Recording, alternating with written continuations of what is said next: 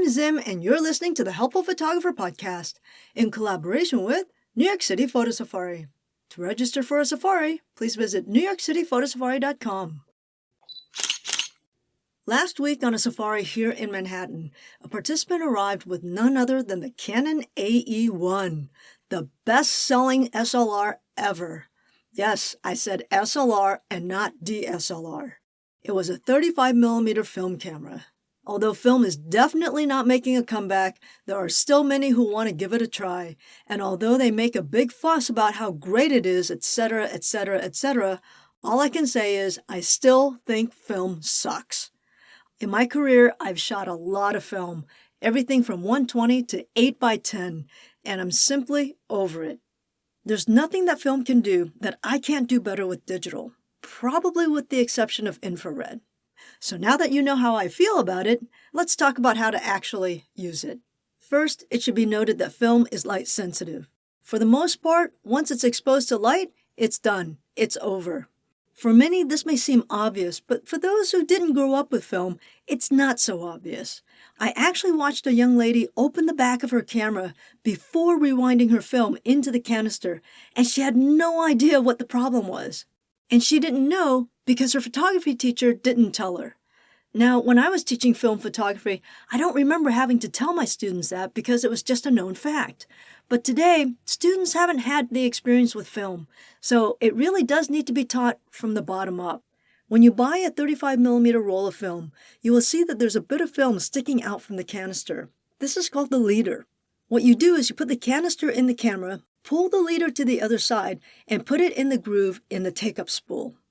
Then you'll want to wind the film a bit to make sure that the leader is properly loaded.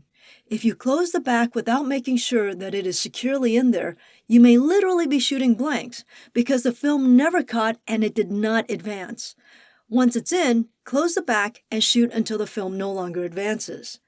Whatever you do, do not open the back until you have fully rewound the film.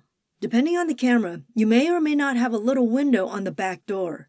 If you do, the window is there so you can see what kind of film is inside the camera.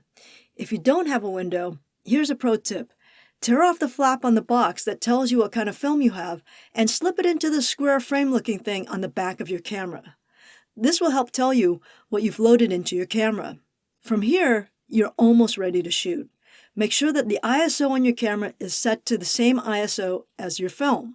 This is really important because the camera doesn't know what kind of film you've put in there, and it's adjusting your settings based on that information. If there's a mismatch between the two, it means that all of your images will either be over or underexposed. Unfortunately, film has a much smaller latitude than digital, so it's important to get this right. Oh, before I forget, if you have a camera that's capable of reading DX, which is a little barcode on the film canister, then you won't need to set the ISO. Now you're ready to shoot. Keep shooting until the film no longer advances. It means that you've come to the end of the roll. You'll need to push the rewind button on the bottom of the camera in order to rewind the film back into the canister. The button will release the take-up spool.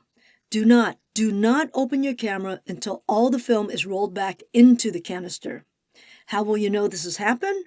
When you hear a click, it's the first sign that the leader has come off the take-up spool. Another sign that the film is now fully rewound into the canister is when the rewind crank is spinning freely. You should know that if you turn the rewind crank and you don't hear a click, and it quickly spins freely, it means that you never loaded the film properly and you were shooting blanks. You should also know that if you turn the rewind crank and it stops completely, it means that you did not press the release button on the bottom of the camera. And that's pretty much it.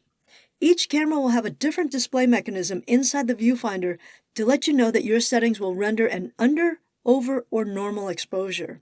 So I really can't get into that.